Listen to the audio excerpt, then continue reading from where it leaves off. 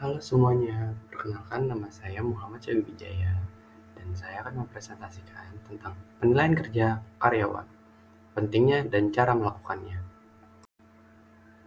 Pada slide ini, saya akan memberikan pengertian tentang penilaian kerja.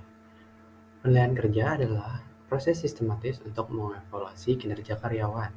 Penilaian kerja dilakukan untuk mengukur seberapa baik karyawan memenuhi standar kinerja yang telah ditetapkan.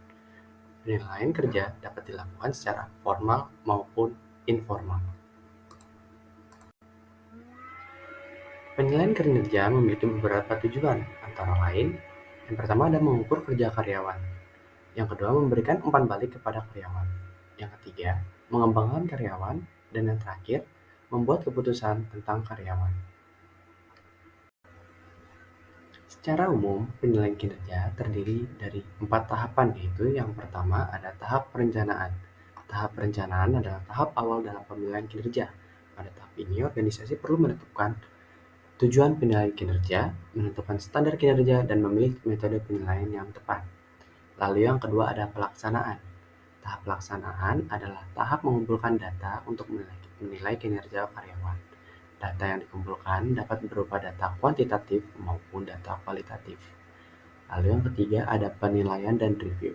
Tahap penilaian dan review adalah tahap membandingkan kinerja karyawan dengan standar kinerja yang telah ditetapkan.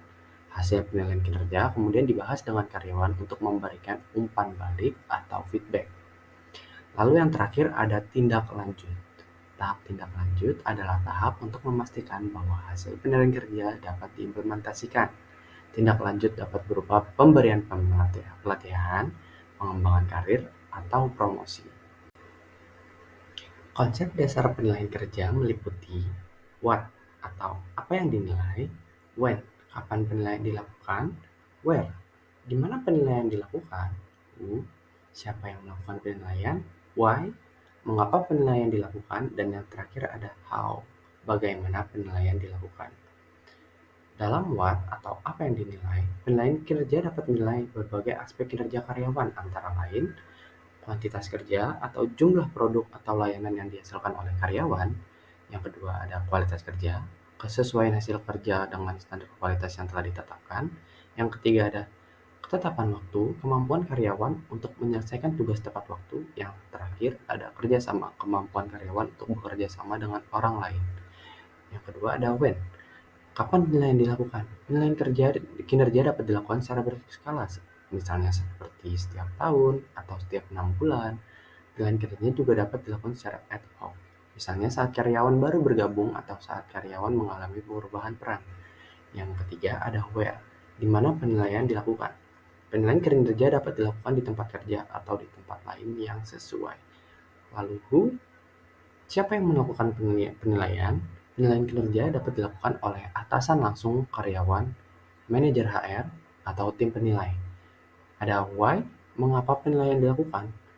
Penilaian kinerja dilakukan untuk mengukur kinerja karyawan, memberikan umpan balik kepada karyawan, mengembangkan karyawan, dan membuat keputusan dengan karyawan, atau itu tujuan. Lalu yang terakhir ada how, bagaimana penilaian dilakukan.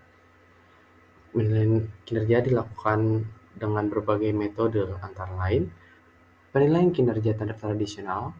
Metode ini menggunakan formulir penilaian kinerja yang diisi oleh atasan langsung karyawan.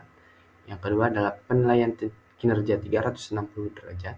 Metode ini melibatkan penilaian dari berbagai pihak, termasuk atasan langsung, rekan kerja, bawahan, dan pelanggan. Dan yang terakhir ada penilaian kinerja berbasis kompetensi. Metode ini menilai kinerja karyawan berdasarkan kompetensi yang dibutuhkan untuk posisi tersebut.